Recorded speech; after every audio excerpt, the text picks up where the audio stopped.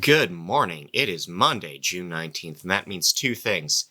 Too many things happen for me to pretend to be funny, so let's get into the lighting industry news brief brought to you by Keystone Technologies, and we are talking about the XFit Slim Wall Pack. You know what this is? The same size as a traditional wall pack.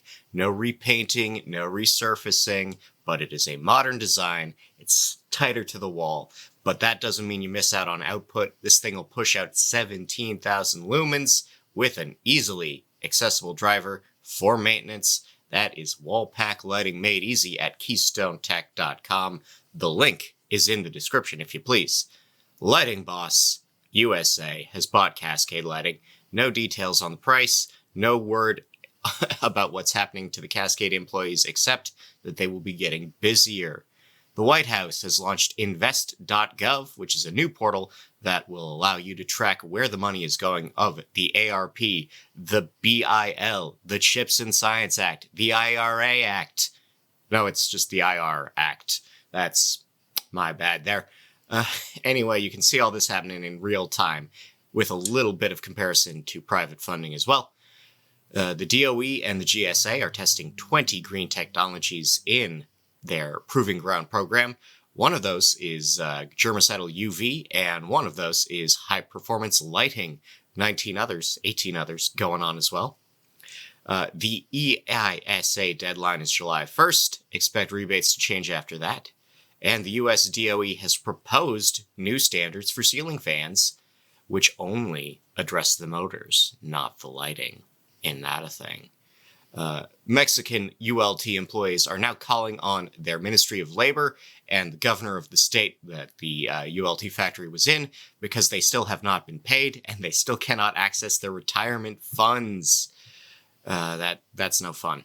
Southwire is expanding their facility in Florence, Alabama, adding 30% capacity. Signfab has bought Charleston Manufacturing.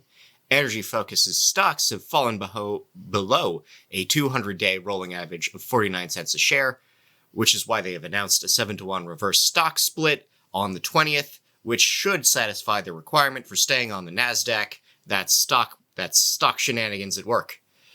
West Coast dock workers have reached a tentative agreement averting a strike in August. International Market Centers has rebranded to And More. That's all caps, one word. This is the co-owner of Lightfair showing off a new look, new name, new logo. Chinese share of U.S. imports is down 13% last month.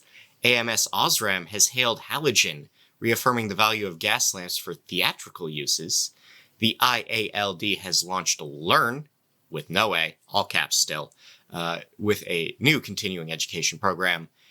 IKEA's IPO on the National Stock Exchange of India is 38% over premium at the end of the first day. Orion's director Ellen Richstone has secured 16,000 shares in stock in the company. That's for $28,000. Wesco's EVP is selling off their stock, or some of it. This is shifting 7,687 shares for $1.1 million. That happened on the 8th. Ian Robinson himself owns 55% of the Beacon Lighting Group, and only 12% of shares in the company are held by PE groups. Most of the rest are staff of varying degrees.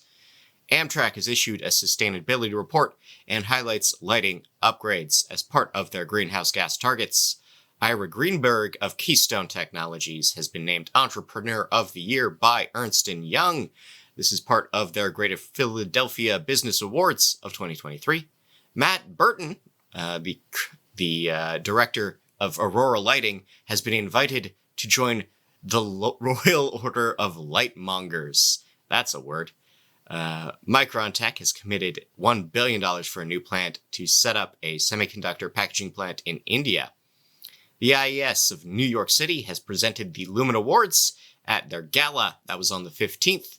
Lumens has new sustainability goals with a plan to stock FSC-certified recyclable products and packaging. Lucent is offering a new sustainability goal by extending a duty of care for their own products in terms of recycling. Shine, the fast fashion brand, has entered the DIY and smart home market. Ain't that something? Applied UV's stocks are down. The share value is down 55% over last year. Is it time to buy or is it time to bail? I don't know. I don't play the stock market. Don't take advice from me on basically anything. In legal news, BXLED has sued RAB. They've sued 4 retailers in the past year or so, but this is their first time going after a manufacturer. This concerns 8 lighting patents. Current is suing Berkshire Hathaway over insurance. A Samsung executive who will not be named by the prosecutor's office of Sunwon District has been accused of selling trade secrets to China. That's right, industrial espionage overseas. We have a settlement in WAC v. Hinckley. Hinckley will be paying royalties to continue selling fixtures. And a hospital in New York is not required to light walkways for their nurses. This is the finding of the courts in Mertz versus Lachasse. In rep agency updates, Rez Q will be repping for Savant, Bill Brown will be repping for Metrospec, and RDU Wright will be repping for ServiceWire in New York. That's the state, not the city. In events and webinars, we have a new trade show from ProSense. That's a buying group. They're going to be inviting members and non to Georgia in October. Education is looking for speakers for next year. Proposals are due on the 1st. We have a new course from the IES Nightlight. This is landscape art and structure lighting lessons available right now. And the IES and the PNNL have planned webinars. This is a series of monthly free talks on the big questions. They start on the 22nd. In IoT news, a bunch of people are getting into smart lighting. Pure Edge, these are RBG-TW products. These Savvy is bringing in low and high wattage controllers. Vivint has Zigbee-ready bulbs ready to go. Ozop makes control software, and you can license it now. Clarity has teamed with Simons on cybersecurity for medtech. ABB, an industrial conglomerate, has bought Eve, a smart home company. The FCC has launched a data privacy task force to examine improvements in data protection, and we have a pilot program to build trust in smart cities through signage and public perception. Isn't that a thing? In market predictions, we have $7 million for rare earths in the near future, 51% gains in IoT monetization, $163 billion for LED lighting, 7% expansion in smart lighting controls, $21 billion for agricultural lighting, 27 for vertical farming overall. In research and development, next-gen textiles, we have from UCambridge, fabrics that are smart, rollable, lighting, energy storage, and sensor-laden fabrics. We also have on the 6th largest moon of Saturn, Enceladus, we have found phosphorus. I don't know if that's where we're going to be making any parts from anytime soon, but I just wanted you to know.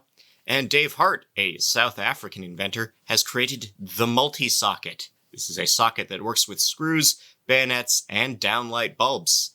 He has secured a patent. We'll see if he secures UL recognition. In darkness-related news, we have a meta-study that does confirm that reducing light at night would be good for our health and our societies. And in things light pollution is threatening, and we have new data on astronomy is in danger, Tibet's skies are in danger, glowworms are being harmed by light pollution, as is the coastal woodlouse. That is a seagoing insect. We have a study that confirms that hospital lighting, if matched to circadian rhythms, would speed recovery. We have an understanding that maternal melatonin reduces childhood inflammation issues in mice.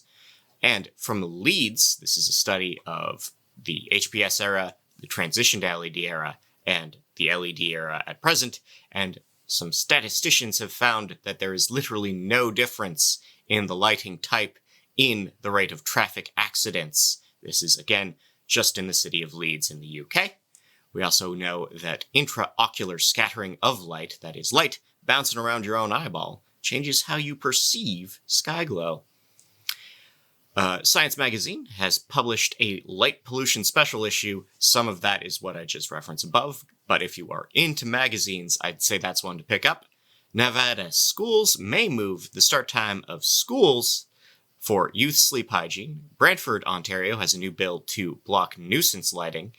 Axios has a great little bit of data visualization. It is a chart of how far you have to drive to reach a low Bortle scale location.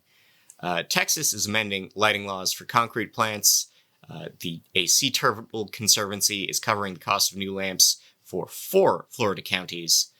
Dark Sky International has met in Tucson, Arizona to discuss what they plan to do next now that they have a new name. We have a list of national parks that are hosting astrotourism events this summer, and Northumberland National Parks in the UK is having an art contest. Submit now. In recommended reading, all this on nailed.org.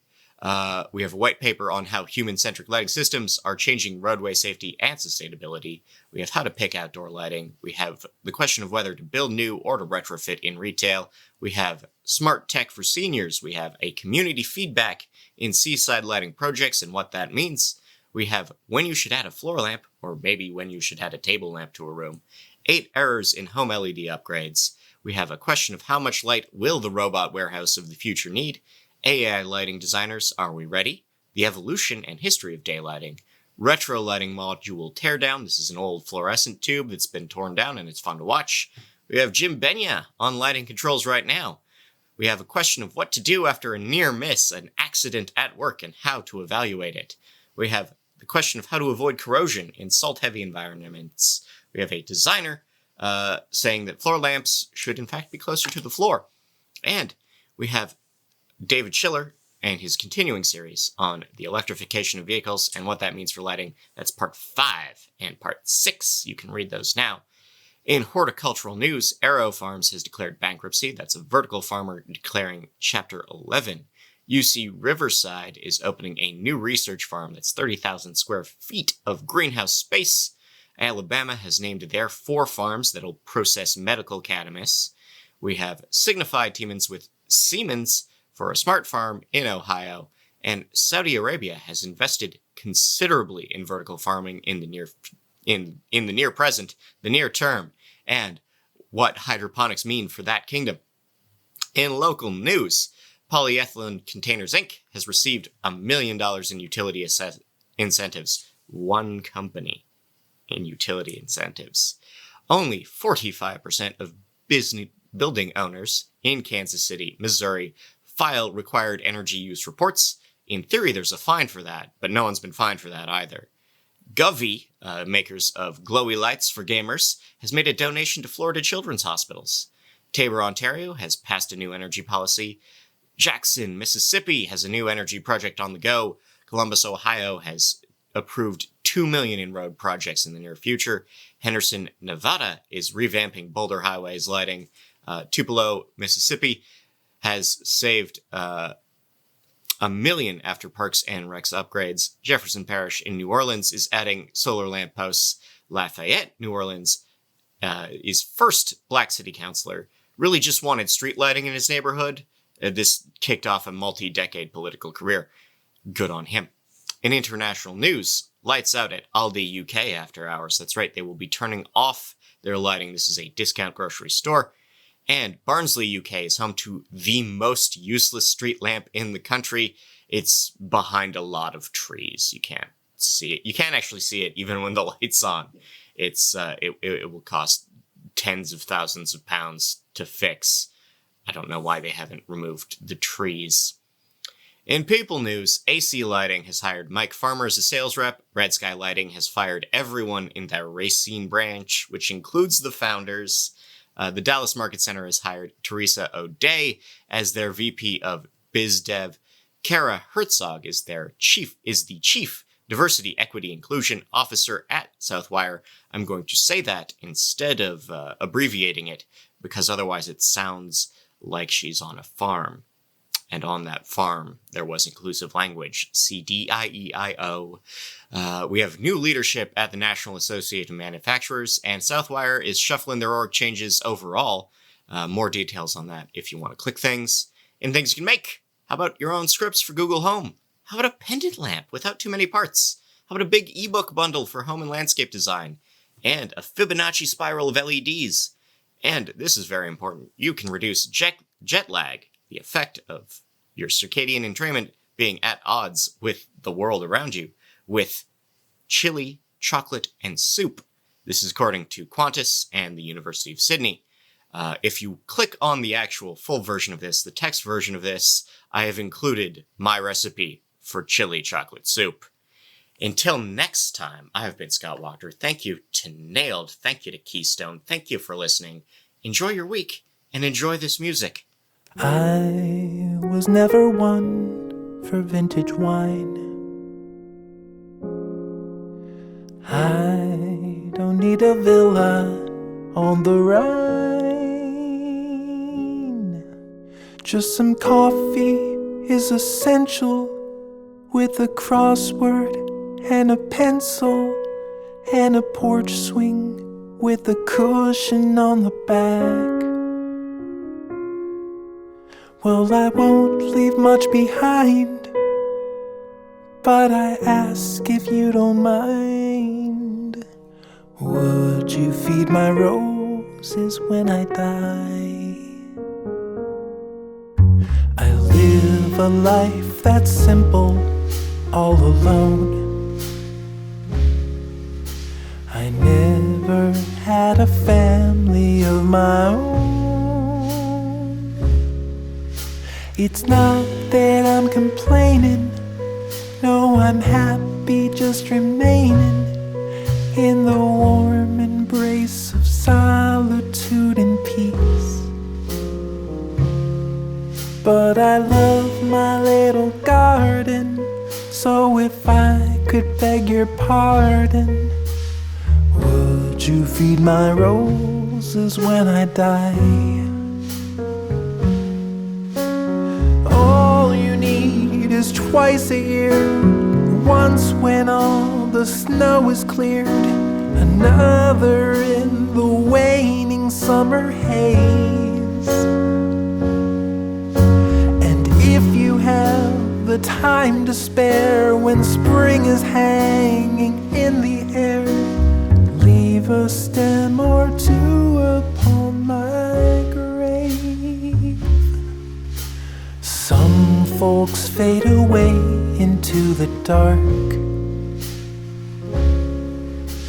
Some become a statue in a park. Others leave behind a poem so their ancestors will know 'em. Some leave behind regrets they'll never mend. Well, I don't have any treasure or a song to live forever, but would you feed my roses when I die? Would you feed my roses when I die?